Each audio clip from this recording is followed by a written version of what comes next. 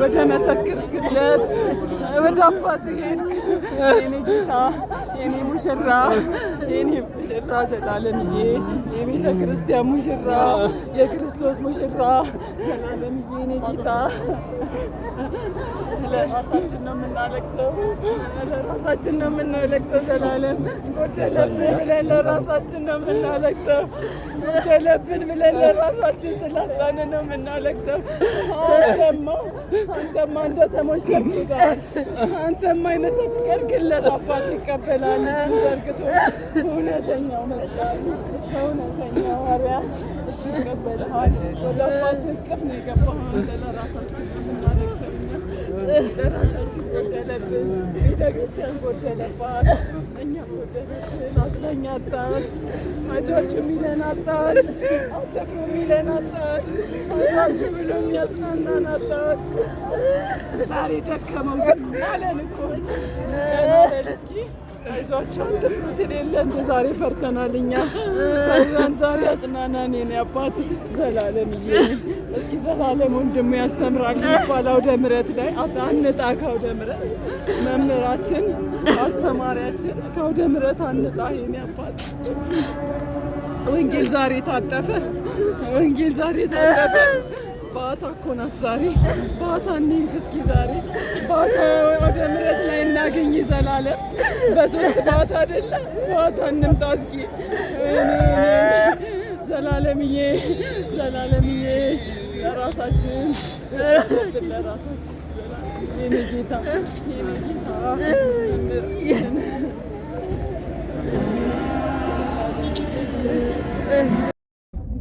በጣም የሚገርማችሁ በቀብር ስነ ስርዓት ጊዜ በኢትዮጵያ ቅዱስ ትውፊት ባህል መሰረት ያው ቅዱስ ትውፊት ማለት ሃይማኖታዊ ትውፊት ማለት ነው። ዝም ብሎ ትውፊት ማለት ደግሞ ባህላዊ ትውፊት ነው እና ዝናብ ከዘነበ ዳመና ከወጣ እንዲሁም ጭጋግ ካለ ያ ሰው ጻድቅ ነው ማለት ነው። የቅዱሳን አባቶች ዕረፍት ብዙ ጊዜ በዚህ ምልክት ተደርጎ ይያዛልና ዛሬ መምህራችን መምህር ዘላለም ወንድሙ ከኤርፖርት ወደ ቦሌ መድኃኔዓለም ከቦሌ መድኃኔዓለም ወደ መስቀል አደባባይ ከመስቀል አደባባይ ወደ 4 ኪሎ ሥላሴ ካቴድራል ቤተክርስቲያን በሚያደርገው ጉዞ ደመና ነው ሲከተለን የቆየው። ዝናብም ነበር ካፊያም ነበር እና የሚገርም ነው። ይሄ የሚያሳየው የልቡን ንጽህና ነው። እንዲህ ያለ ምልክትን ያሳየበት ሰው በዚህ ዘመናችን በመገኘቱ በጣም ደስተኞች ነን። እግዚአብሔር ስሙ የተመሰገነ ይሁን። እስካሁን ያያችሁት እስካሁን የተከታተላችሁት በሙሉ ለሐቀኝነቱ ለእውነተኝነቱና ቤተክርስቲያንን ለሞት የተደረገ ምልክትና ማስታወሻ ነው። በሰማይ ደግሞ ከዚህ የበለጠ የመላእክቶች ደስታ፣ እጀባ እንዲሁም ዝማሬ ይከተለዋል።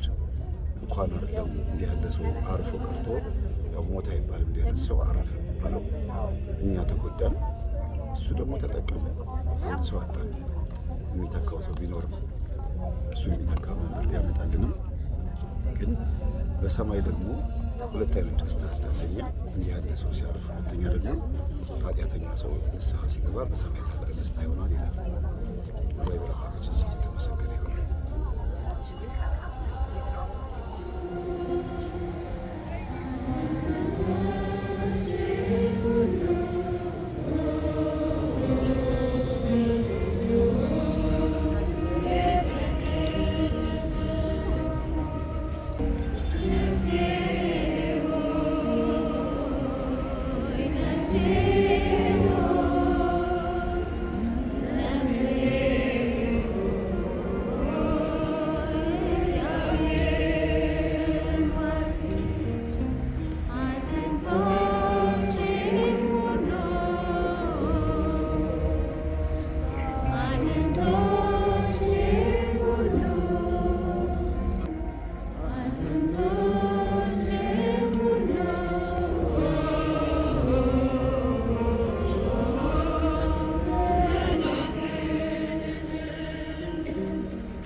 አንድ ቃል ብቻ ነው መናገር የምፈልገው።